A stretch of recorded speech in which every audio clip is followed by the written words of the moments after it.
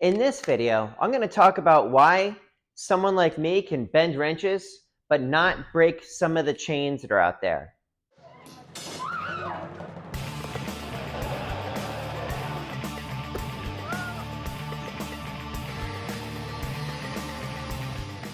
So this question comes from @Jose Favela 1654. And they asked, there's a question that has been bugging me.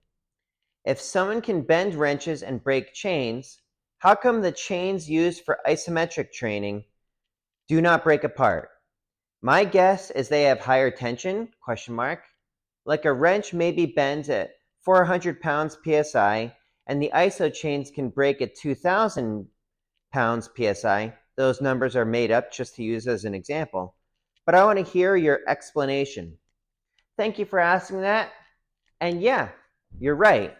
So when it comes to this stuff, and with all of the feats, there's different levels. Just like with a bench press, there's a difference between benching 135 pounds and benching 500 pounds, right? Some chains are not gonna break. You know, like these are the ones that like tugboats use. There's no way. I shouldn't say there's no way, but because I don't like to place limits upon myself. But it's unlikely that a human can break a chain that can pull an entire ship, right? But when it comes to this stuff, when I select feats, I try to select ones that I know I can handle without issue, but are still going to be very impressive to the audience. Because steel, you know, like bending metal, bending steel is impressive to my audiences. Bending a paper clip is not. Paper clip, for the most part, is made of the same material. Well, I'm not really sure exactly what they're made of, but it sticks to a magnet. The steel also sticks to a magnet. Coat hangers, same thing. Coat hangers, very thin. Same thing with the paper clips, very thin, where the steel that I bend is thicker. And the thicker something is, the harder it is. The longer something is, the easier it is. So I try to cut my steel bars at a length that I know I can perform without issue, but it has a thickness that still makes it look good and is impressive to the audience. And if I pass it around, I want it to feel heavy, because like once they grab it, they're like, whoa, and they can feel the weight of it. They're like, wow, this is legit. And occasionally, people will test themselves on the various things that I pass out. So if they're able to easily move it, then it's not going to be as impressive to them. Now, having said that, you had mentioned wrenches 400 pounds psi as an example. The reality is, with a lot of the stuff that I do, is it's inconsistent. So with wrenches, they're all over the map. Even with the same brand, I could get like a box that has 2 wrenches in it. One will go and the other one won't.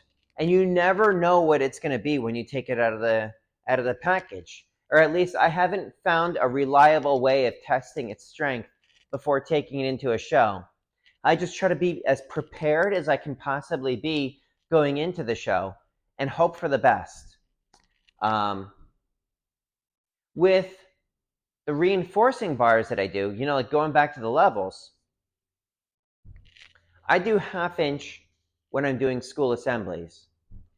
When I'm doing the higher paying corporate gigs, I bump that up to 5/8 of an inch, because that is significantly harder. But also, like with a lot of the audiences that I do in the higher paying corporate, is some of them are blue collar. They have some experience with the stuff, and they know exactly what it is that I'm doing, which makes them go, right?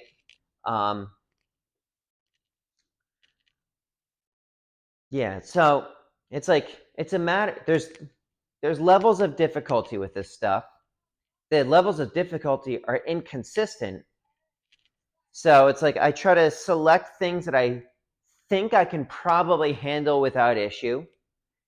And hopefully everything goes according to plan. It doesn't always, but that's one of the things that I tell people. I'm like, this is real. There's no tricks, there's no gimmicks. There's technique, sure, but it is real, and whether or not they think it is impressive is up to them. But either way, it's like I know that I've done my part. But I hope that that answers your question. If anybody else has any questions for me, drop it in the comments below, and I'll try to get back to you with your very own custom video answering your question. And if you like this video, let me know by hitting that like button. If you want to see more of this sort of thing, subscribe to the channel. You can also catch the chronicles from my various performances across the country by subscribing to the channel. If you think anybody should see this, please share it with them. This YouTube thing isn't rocket science. And if you want to support the channel, do all the things that I just mentioned. That does help me get found by the algorithm. Or you could drop a super thanks. That sort of thing does help out the help out the channel. You can also pick up a copy of my book. Links are in the description below. This chronicles my my journey learning to bend steel and break chains and all that fun stuff. What I learned from my various mentors that allows me to do the things that I can do. But in the meantime, please stay happy, healthy, and strong. Eric Moss, over and out.